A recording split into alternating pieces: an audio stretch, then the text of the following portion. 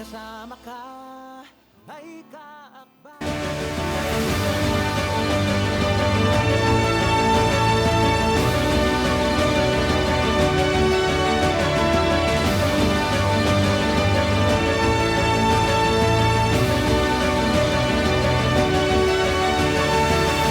Good morning once again, brothers and sisters, and welcome to the third and last day of the 11th Philippine Conference on New Evangelization here at the Quadricentennial Pavilion of the University of Santo Tomas. Today we will begin with an interfaith prayer for peace. In Spes Non Confundit, Pope Francis taught us that in addition to finding hope in God's grace, we are also called to discover hope in the signs of the times that the Lord gives us. The first sign of hope should be the desire for peace in our world, which once more finds itself immersed in the tragedy of war. This Jubilee Year of Hope reminds us that those who are peacemakers shall be called children of God.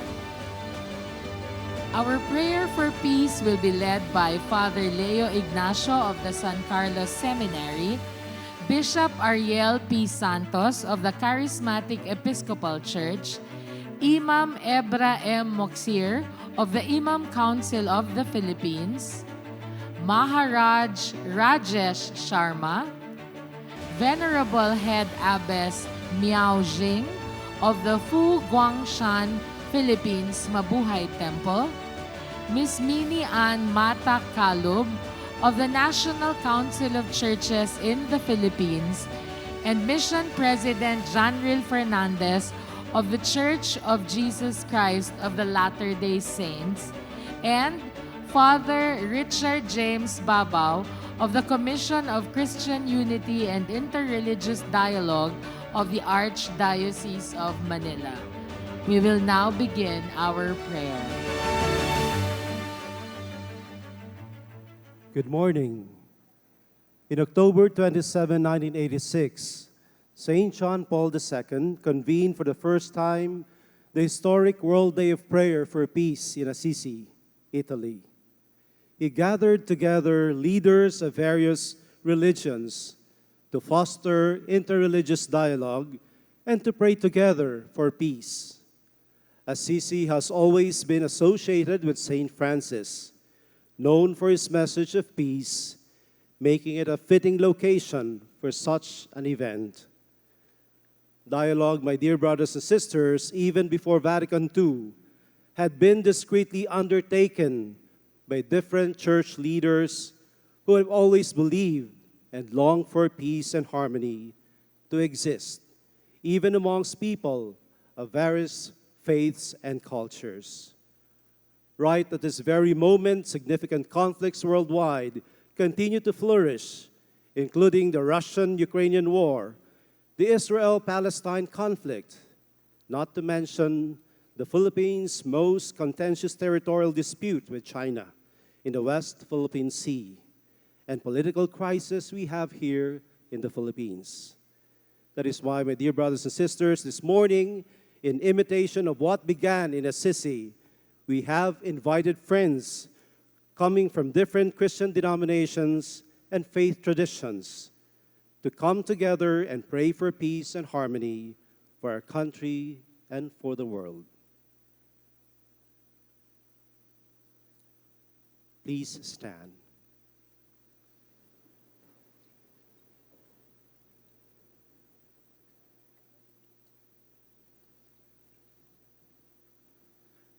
Let us pray. Almighty God and Father of all, you have made of one blood all the peoples of the earth and sent your blessed Son to preach peace to those who are far off and to those who are near. We gather here in response to your call to evangelize the world, ready to be sent by our Lord as you have sent him, and to witness together in the spirit of synodality. As we prepare ourselves to go forth from this place, grant us renewed strength and courage, wisdom and enthusiasm to serve you with gladness and singleness of heart. As patient pilgrims of hope, as active sharers of faith, and as joyful missionaries of love, that as we fulfill our ministry and labor in unity, the world may believe in your Son, that men and women everywhere may seek after you and find you, that those who have been created in your image but have not known the redeeming work of our Savior Jesus Christ may understand that they are not beyond the reach of His saving embrace, that the nations may be brought into your fold, that your Spirit may be poured out upon all flesh, and that the coming of your kingdom may be hastened, so that the whole earth may be filled with the knowledge and the glory of God as the waters cover the sea. All this we ask through Jesus Christ our Lord, who lives and reigns with you and the Holy Spirit, one God, now and forever.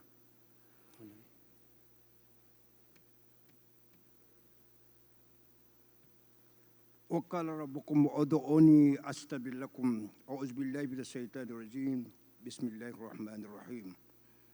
In the name of Allah, the most gracious, the most merciful. O Lord of all creation, you are the source of mercy, the light of guidance, the one who brings heart together across differences.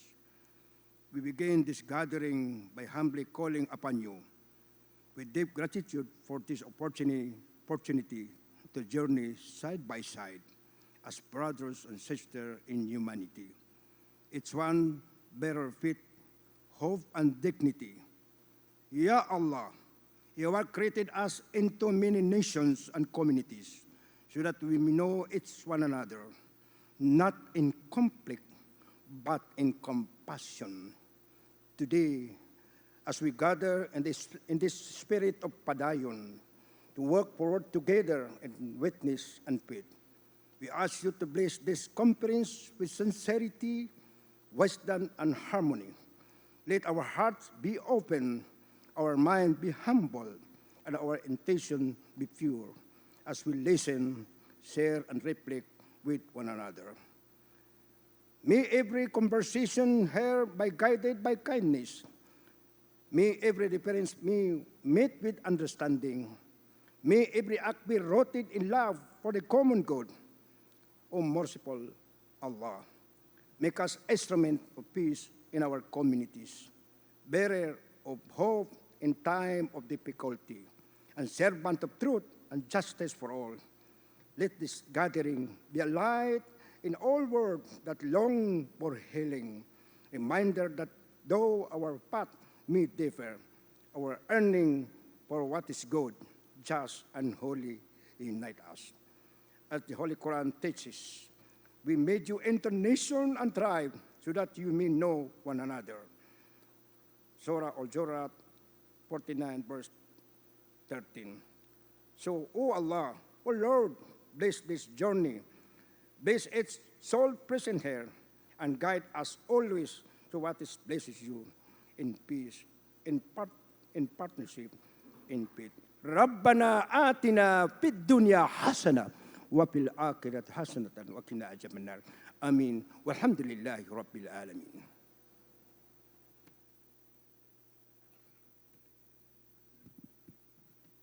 Congratulations on the success of the 11th PCNE. On behalf of the Buddhist faith, I would like from Fo Guangsan to say a prayer by Venerable Master Xing Yun for love and peace, our founder of the monastery. 恭读佛光山开山祖师星云大师爱与和平祈愿文。Religion has a special place in our society, our nation, and in the heart of our peoples. Religion has served as a spiritual shelter for people. Religion has served as a norm of morality. With sweat, hard work, and faith, We bid farewell to poverty and bring coexistence called prosperity to society. We are one together. With this fertile land face destructions and the beautiful mountains and rivers are no longer present, let us show our respects to earth and heaven, reclaim our love for Mother Nature, and restore harmony between humanity and nature. When our conscience is drowned by greed, our body and mind are swayed away by flame and gain. We are lost at the crossroad of life. Let us reflect on the value of life, regain the fundamental purpose of our existence, and let the lights of faith guide us home. With our most sincere prayer and wishes, let us vow together. We shall love our earth as one, guard our homeland together, do good deeds, say good words, think good thoughts. Let self-harmony be achieved through joy. Let family harmony be achieved through difference. Let interpersonal harmony be achieved through respect. Let social harmony be achieved through cooperations. And let world harmony be achieved through peace. May all who are present today be blessed with good health, loving kindness to spread love and peace onwards. Namo 本师释迦牟尼佛，慈悲喜舍遍法界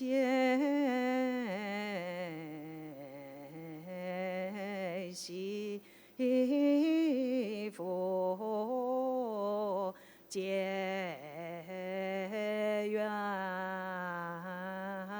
力人天常净界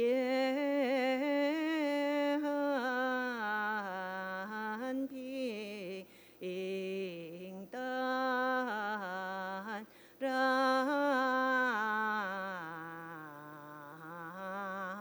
惭愧感恩大愿心。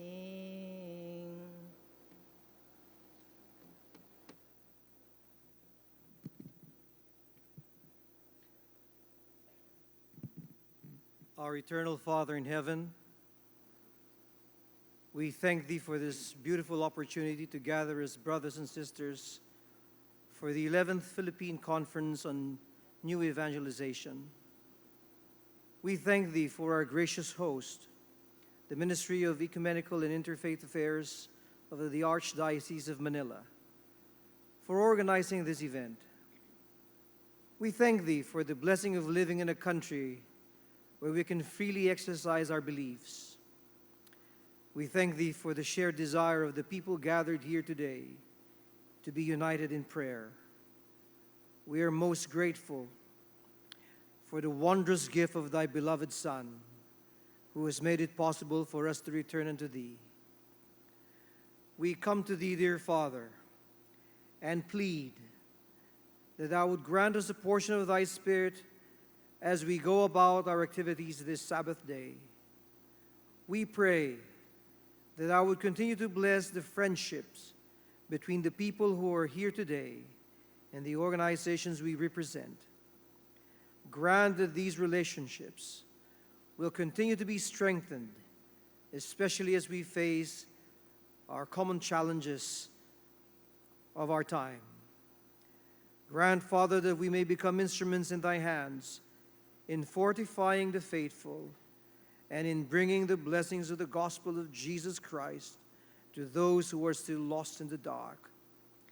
We plead before Thee, dear Father, that Thou would bless our beloved country and the world, guide our leaders, and help them make the correct decisions that would truly bless the lives of citizens and not just favor a few. Grant, Father, that in our own spheres of influence, we may be able to strengthen those with feeble knees and lift the hands that hang down. Grant, dear Father, that as we live the gospel of thy Son, that we will find lasting joy and peace thou hast promised. We humbly offer this prayer with much gratitude and earnest supplication in the sacred name of our Savior, even Jesus Christ. Amen.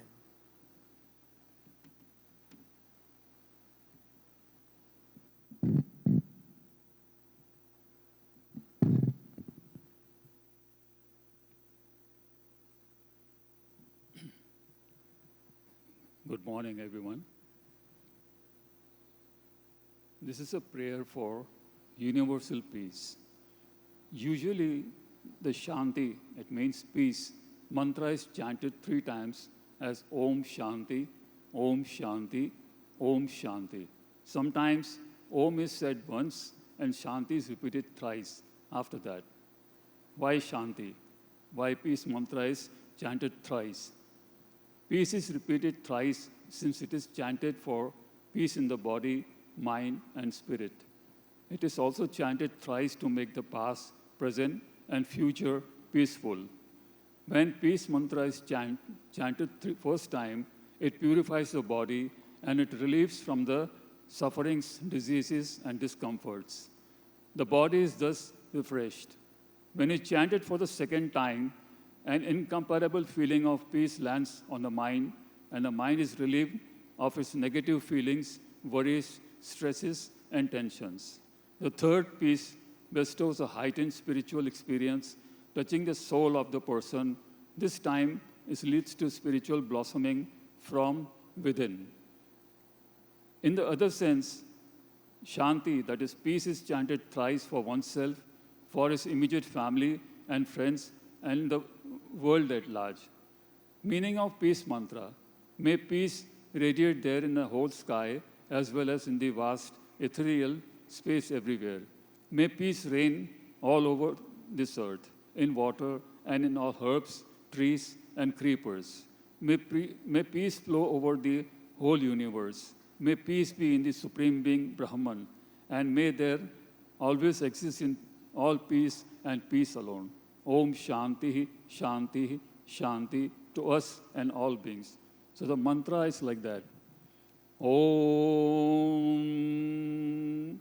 Dyahu Shanti Rantarikshvagvam Shanti Prithavi Shanti Rapah Shanti Raushadaya Shantir Vanaspataya Shantir Vishvi Devaha Shantir Sarvagvam Shanti Shanti Sama Shanti Redi Sushantir Bhavatu. Om Shanti Shanti Shanti. Thank you.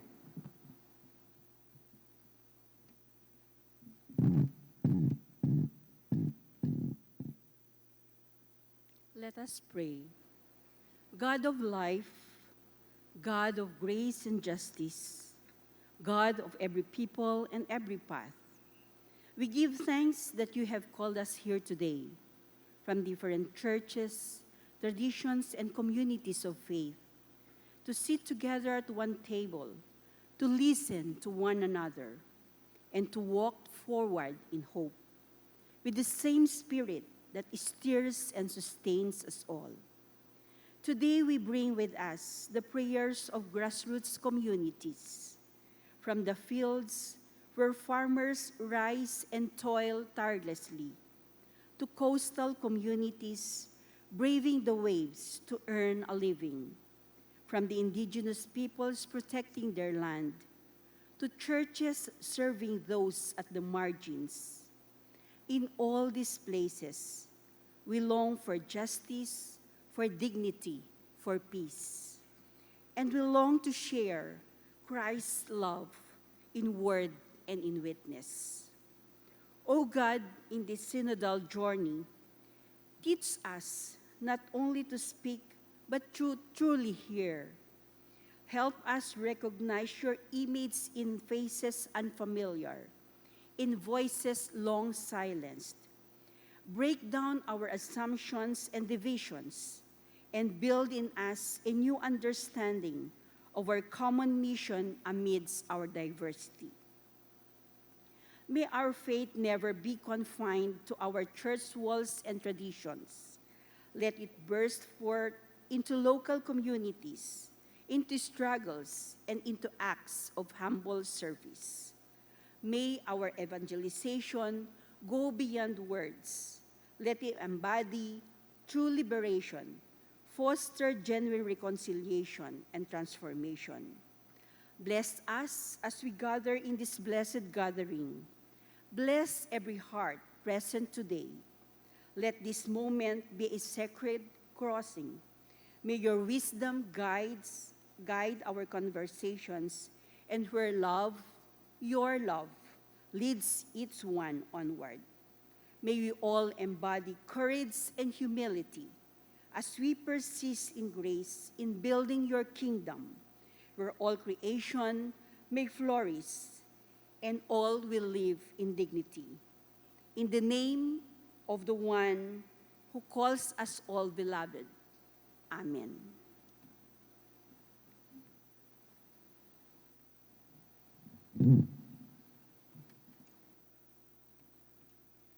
In the name of the Father, and of the Son, and of the Holy Spirit.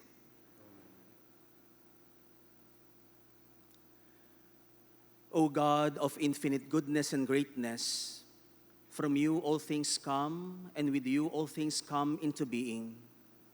You have created us from your infinite love, with dignity as children of God.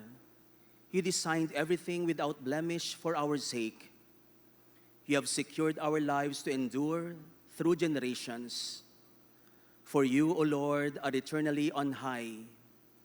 We thank you, O God, for sending forth your only begotten Son, Jesus Christ, who in our midst is the source of great joy and consolation. O Jesus, Prince of Peace and hope of the world, let your word be the light to our path, to guide every step as we come to know and embrace the will of the Father. Let your cross, let your suffering, O Jesus, be our holy courage to hope continually that despite uncertainties, conflicts, and confusion, we may recognize that the wounds in your body are the marks of your tender love for us. Let your greetings of peace, O Jesus, be our strength. Envelope our hardened hearts with your mighty power, and consume them with your burning heart of charity. O Jesus, meek and humble of heart, make our hearts like yours.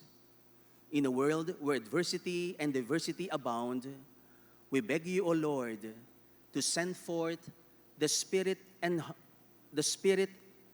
the Advocate, to bring us together in communion of mind and heart, to set us on a single journey toward the fullness of life, where faith, hope, and love are spontaneously offered as gifts. O Holy Spirit, govern us as you please. Make us bearers of your fruits and gifts, that our brethren may fully benefit from the works of your hands. In your mighty and eternal name, O blessed Lord, we pray. Glory to the Father, and to the Son, and to the Holy Spirit.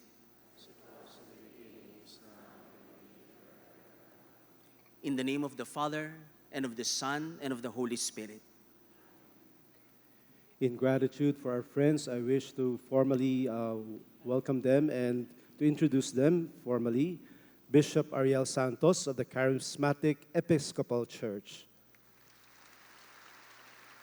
Imam Ebra Moksir, President, Imam Council of the Philippines. Venerable Miao Jing, Head Abbess, Fo Guangshan Mabuhay Temple. President Janril Fernandez, Mission Leader, The Church of Jesus Christ of Latter-day Saints. Maharaj Rajesh Sharma, Priest, Manila Hindu Temple. Ms. Mini Ann Mata Calub, General Secretary, National Council of Churches in the Philippines. And Father Leo Angelo Ignacio, Director, Configuration Stage Department of the San Carlos Seminary. Maraming salamat po.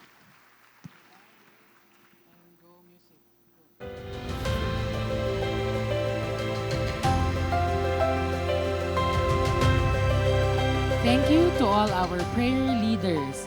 Thank you for leading us in such a meaningful prayer for peace. Having all of you here shows us that peace is possible. This is a powerful sign of hope. And now, brothers and sisters, once again, for the third day, let us welcome our hosts, Father Mix Ramirez and Dr. Jessica Joy Candelario.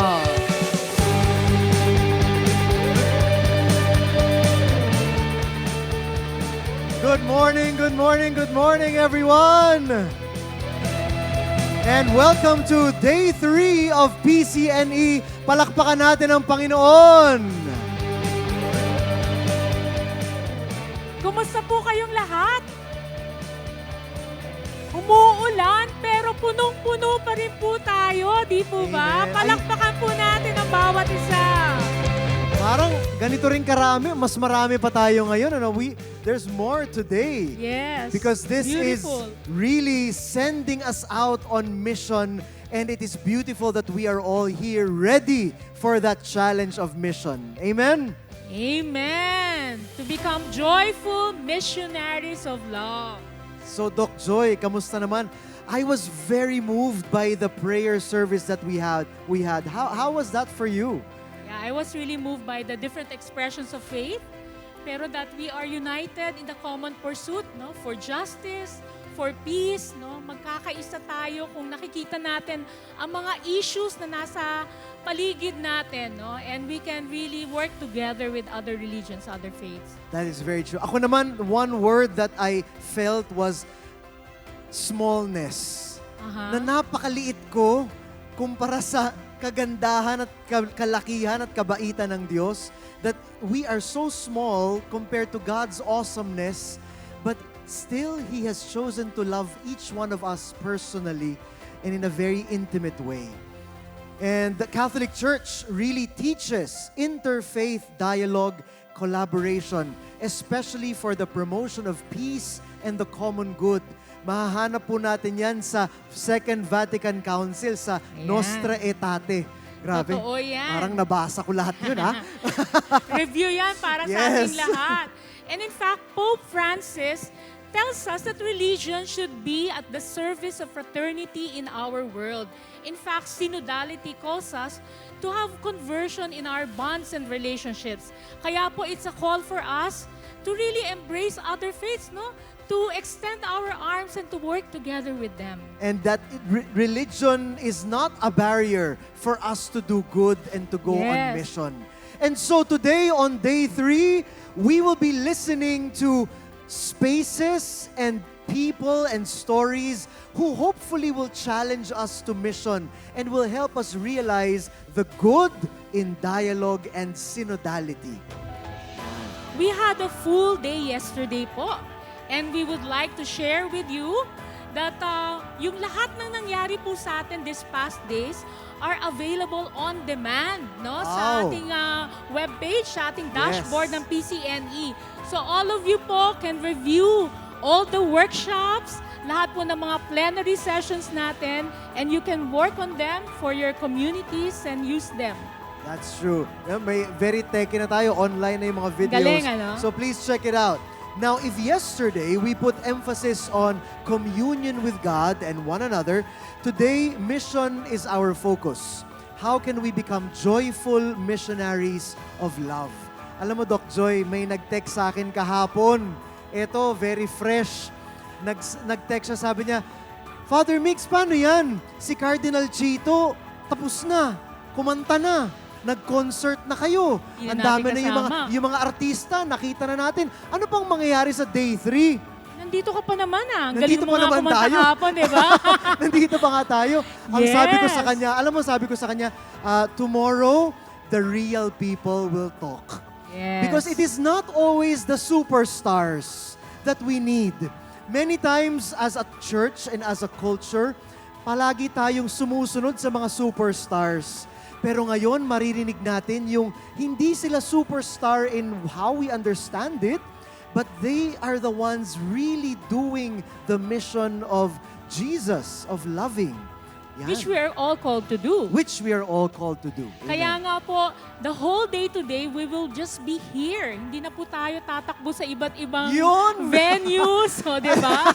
Yan, Masaya mga palakpak sila, palakpak sister. sila lahat. Oh, by the way, sister, Doc Joy, I would like to also send apologies and our deepest regrets dun sa mga nahirapan at sa mga talagang inulan.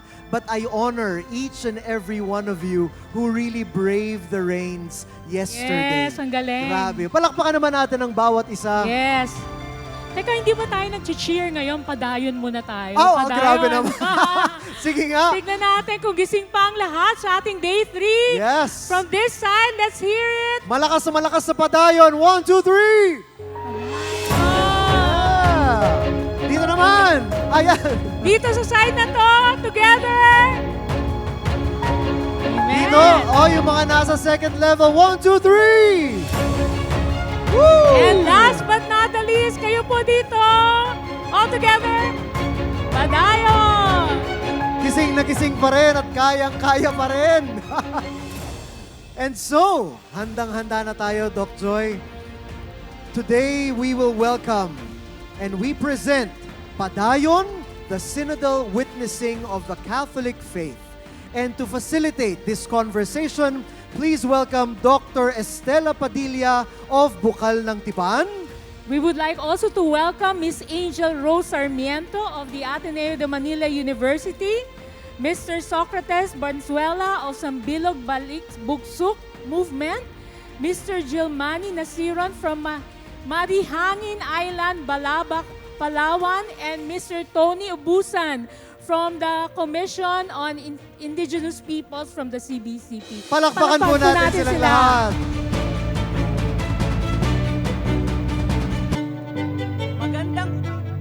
Magandang umaga po. Ngayong umaga pa lang, we heard different voices. At ang voice na maririnig natin ngayon ay napakahalaga. Ang boses ng ating mga indigenous peoples, ang ating mga ninuno, ang ating mga kapatid. Ang Synodal Church po, from the very start, wanted us to be aware, to be conscious, to engage with the peripheries. Ano ho? Minsan sa simbahan, tayo-tayo lang. Tayo-tayo lang. But the Synodal Church has made us conscious to listen to voices that we do not usually hear and nasa gilid lang. Ano ho? We call them marginalized. Minsan, minamarginalize sila ng lipunan, pero sa totoo lang, baka minamarginalize din sila ng simbahan. Ho? So ngayon ang boses ng ating mga katutubo, pero bago ko sila ipakilala, gusto ko lang malaman, may katutubo ba dito? Meron po bang katutubo dito? Wow! Para nag-iisa lang si Ma'am Nati. May iba ba? Kailangan talagang marinig ang kanilang boses dahil bahagi sila ng simbahan, bahagi ng bayan, at bahagi ng paglalakbay na ito. So let me introduce, I'm so honored to facilitate this dialogue. Sir Tony, please, your name po and what you are representing here. Magandang umaga po sa ating lahat. Si Tony Abuso po ako. Sana po hindi ako abusado. Pero ako po ang Executive Secretary ng Episcopal Commission on Indigenous Peoples. Ang aming pong tagapangulo o chairperson ay si Bishop Valentin Dimok ng Vicariate of Bontoc, Lagawe. Salamat po. At ang ating kapatid na katutubo. Ako nga pala si Gilmani Nasiron mula sa Sitio Marihangin. At pusong nagpapasalamat ngayon nandito ako at mapanginggan ang boses ng mga katutubo na sa Sitio Marihangin po. Nais ko rin po magpahayag tungkol sa ay naing doon sa amin ang nangyayari po sa Marihangin. Kami pong mga katutubo, inaagawan po ng aming mga lupain, aming lupaing ninuno. Ang pinaka-importante po sa amin yon kasi yung lupaing ninuno ay special po yun para sa amin. Hindi po yung basta lupain lang. Yung po ay puso ng aming tradisyon, kultura. At nandoon na rin po ang pinaka-special ng aming mga ninuno na kahimlay. Kaya yun po ang lugar na kahit kailan hindi namin po aalisan. Ang lugar na yun. At ang lugar na yun, kung halimbawa darating ang panahon na hindi po ito matutuldukan at hindi po magagawa ng paraan, kami po ay handa ng mamatay para ipaglaban at ang aming lugar. Dahil yun po ay napaka-importante po sa amin. At gusto ko rin po sabihin sa inyo, ang mga residente po doon, masyado na pong naghihirap. 105 days na po silang naghihirap sa lugar na yun. Nagbabantay po sila, nagjuduty para maprotektahan ang aming lupain. Ang mga kabataan ay napupuyat po at hindi na nakapag-aaral ng maayos dahil po kasama ng kanilang magulang sa pagbabantay sa lugar na yun. Napakasakit po para sa aming bilang isang katutubo. Masakit po. Dahil pangarap po namin, mga anak namin ay magiging maayos ang kanilang kalagayan. At ang masaklap pa po ito, ang aming mga kasamahan ay kinasuhan na. Bali 20 po silang kinasuhan, ang iba ay nakulong at nakapagpiyansa. At ang 10 po ay maghihiring po itong 21. Ang isang masakit pa po, ang aming leader ngayon ay nakakulong sa Iwahig. 10 taon po ang kanyang sentensya. Pinatangan siya ng walang katotohanan. Masakit po para sa amin yun. At isa pang pinakamasakit po talaga sa akin. Ako po ay nagtatrabaho sa Surigao del Norte bilang isang blaster foreman sa GGC company. Ako po ay nag-resign. Dahil bas pinili ko po ang manindigan para ipaglaban ang aming lupaing ninuno. Ang aking anak, ang kanilang kinabukasan, ang aking pamilya. Lahat po yun ay nabaliwala. Lahat po yun ay nawalang saysay. Masakit po para sa akin bilang isang ama, isang pantit na pamilya. Salamat, Kuya. Masakit po. Ako po, sa totoo lang, mas pinili ko po yung makipaglaban dahil po para sa akin, ang aming lugar, hindi po basta lupa lang. Ito po ay sentro ng aming tradisyon kultura. Gusto ko po, sa totoo lang, ayaw naming mamatay at ayaw naming pumatay dahil po yun ay lapag sa batas ng Diyos at sa batas ng tao. Kaya umihiling kami sa lahat, sa kaparian, sa lahat ng kamadrihan, sa lahat anumang relihiyon dito sa atin, at sa mga kapatid kong Islam, na kami ay tulungan, suportahan, at kami po ay para hindi maiwan sa laylayan. Salamat, Kuya Gilmani. Maraming salamat. Papakinggan po namin ang inyong boses at ang inyong kwento at pag-uusapan natin at isasama natin sila sa inyong lakbay. So si Kuya Gilmani po ay miyembro ng Mulbog Tribal Minority, isang Muslim community doon sa Marihangin, sa kanilang isla, na kararami ay Muslim, may ilan ding mga Katoliko at Kristiyano. Meron pong 2 grupong sumusuporta sa kanila, ilan lang, at maraming sumusuporta sa kanila. Kasama din po natin ngayon. Magandang umaga po sa inyong lahat. Ako po si Angel Rose Sarmiento, isa po akong 4th year political science student mula sa Ateneo de Manila University. Ako po ang founder ng isang student movement na naglalayon po na makilakbay sa ating mga kapatid na sina Kuya Gilmani Nasiron, ang Sambilog Balikbugsok Movement. Founder po ako ng Ateneo para sa Bugsok. Kami po ang mga estudyante na talaga pong ini-aim na makibaka at nag-join po ng struggle po nila sa pamamagitan po ng mga room-to-room campaign, pag-help po na makipag-coordinate sa mga NGO, pagpapakalat po nito hindi lamang sa mga estudyante at sa mga kaguruan ng Ateneo, pero sa iba't iba po pong mga Catholic schools. Kami po ay mga estudyante po, nirepresenta ko po yung mga estudyante na talaga pong natamaan ng kwento po ni na Kuya Digoy at naglayon po na tumindig para po sa ating marginalized sector sa Timog Palawan. Isang karangalan po na mapabilang dito, Doc Estela, at marinig niyo po ang aking panawagan at boses bilang isa pong kabataan na tumitindig para sa ating mga katutubong Molbog. Sabi po ni Angel, narinig nila ang kwento at sila ay natamaan at sila ay nanindigan. No, salamat na sa inyong witnessing bilang kabataan. Kailangan natin lahat yan. Palakpak naman sa mga kabataan andi dito. At ang bayani ng kalsada at pakikipaglaban, Kuya Sok Bansuela. Ako po ay National Coordinator ng Pambansang Kilusan ng mga Samang Magsasaka. 39 taon na po kami, naitayo po yung National Confederation na yon matapos po yung EDSA Revolution. Yung mga na-organize ng mga social action centers during martial law, mga NGOs during that time, pinagsama-sama natin para isulong ang reformang panakahan, ang karapatan ng mga katutubo at mga mangingisda natin. So 39 years na po tayo. Yung Sambilog po, na kinabibilangan ni Kuya Digoy ay member po ng Pakisama since 2022. 26 years na po yung pakikibaka nila. Naging member po sila ng aming confederation 22 years ago and continuing po yung struggle. No? At natutuwa kami na nabibigyan po kami ng boses sa ganitong plataforma. Maraming salamat po.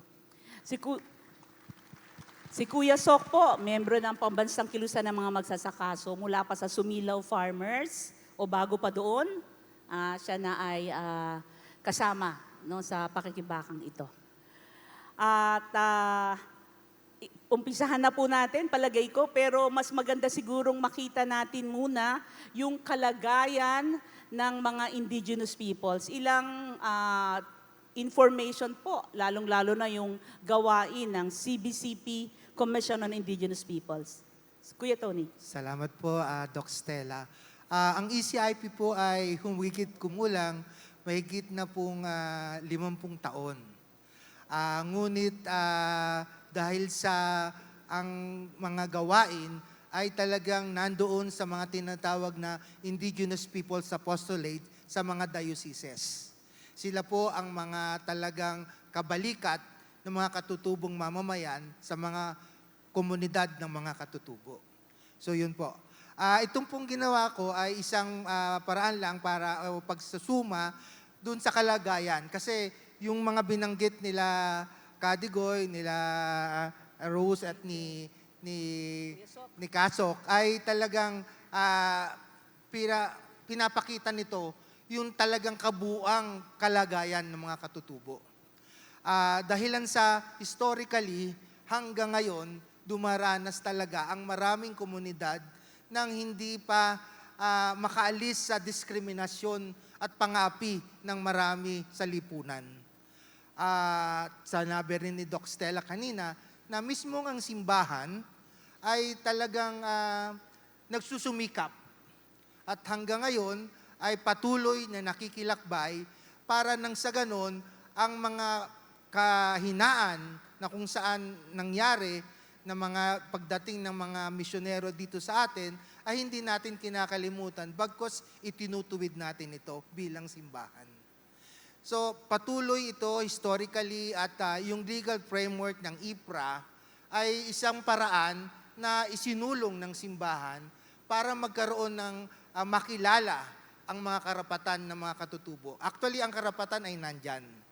Ngunit sa batas, binigyan ng IPRA ng mukha ang mga karapatan na ito na nagpapatunay na ang mga katutubo ay may karapatan sa kanilang pagkakakilanlan, sa kanilang lupaing ninuno na sinasabi ni Kadigoy, at sa kanilang kultura.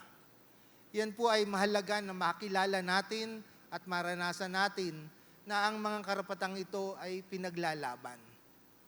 Nandyan din po kasi na may batas nga tayo, ngunit ang tigapagpatupad ng batas ay hindi sinasaalang-alang ang batas. At ito yung mga kahinaan ng ating mga batas. Hindi tunay na pagpapatupad.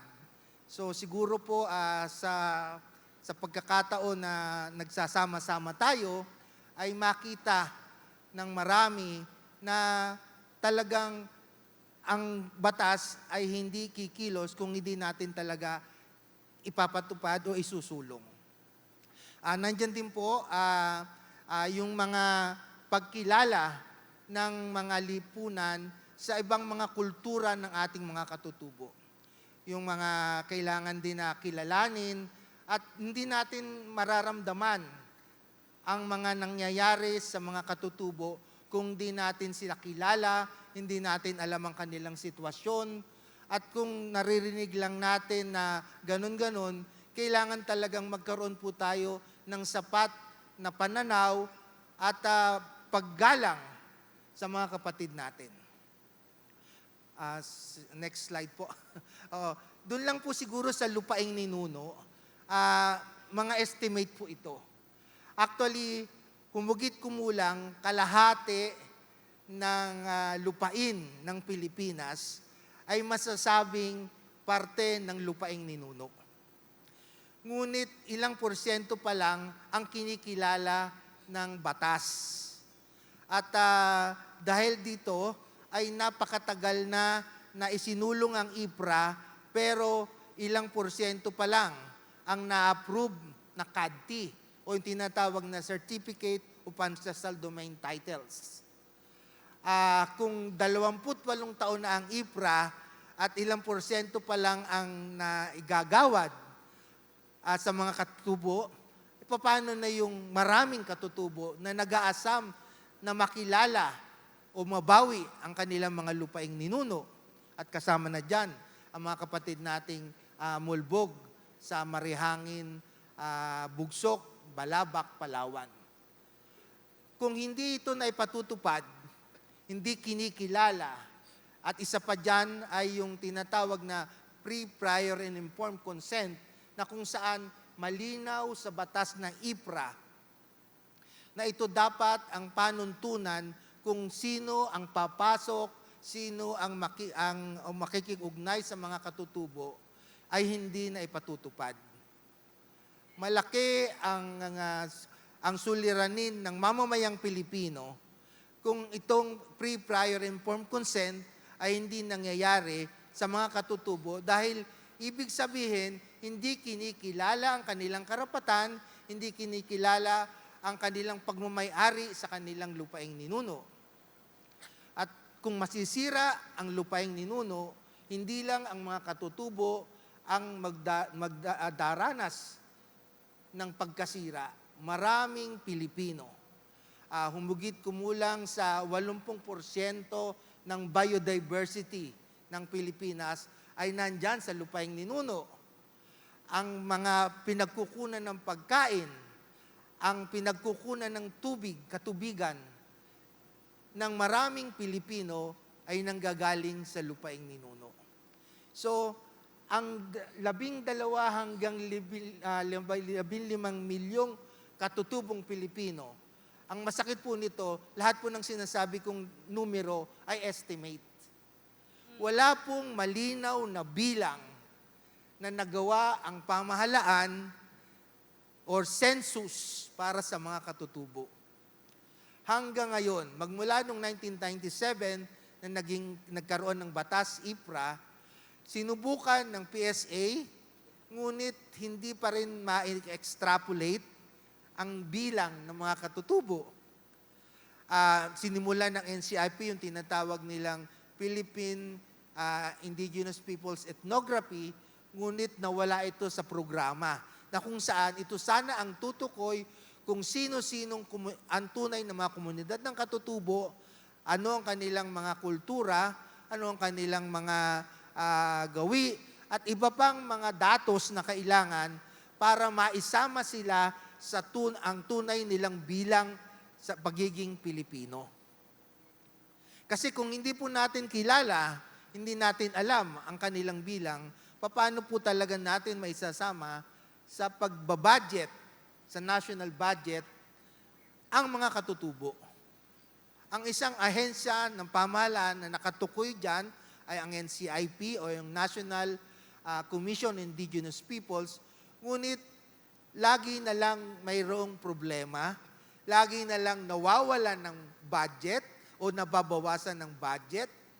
Paano sila makakapaglingkod sa mga kapatid nating katutubo? So, nakikita dito na hindi lang minorya, kundi hindi talaga prioridad ang sektor ng katutubo sa pagpaplano. At ito yung napakasakit sa mga katutubo. Dahil lagi silang tinitingnan na minorya. Lagi silang isinasantabi. Lagi nga tinatawag na nasa laylayan.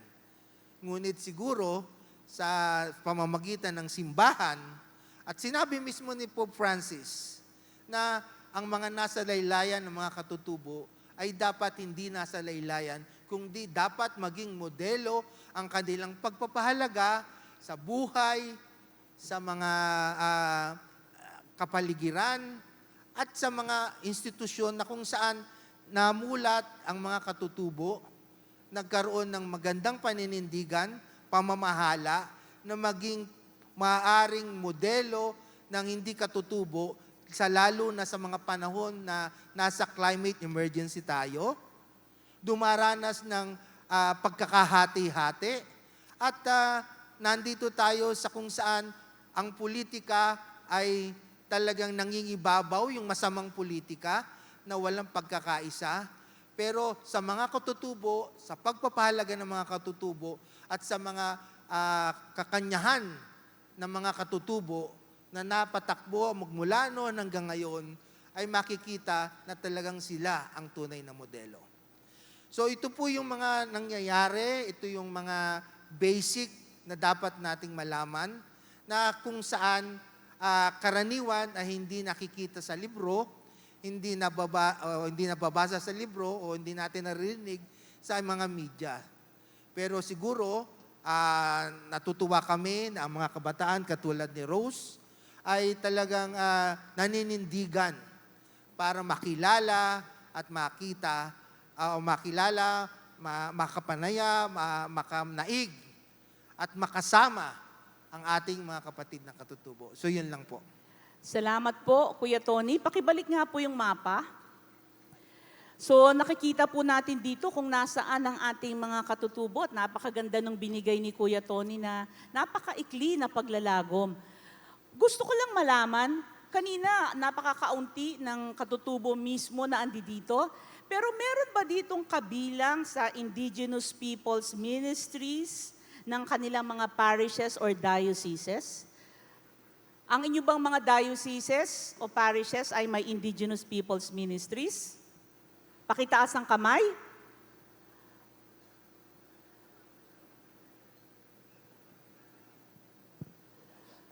So, sa dami ng katutubo, na konti din lang, sa atin mismo ang engage sa kanilang kalagayan.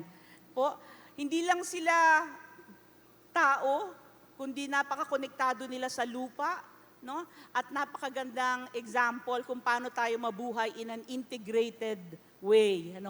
Sabi ni Kuya Tony kanina, hindi daw natin sila mararamdaman kung di natin sila kakilala, kung di natin sila nakakausap, nakakasama, o kung hindi tayo nakikilakbay sa kanila.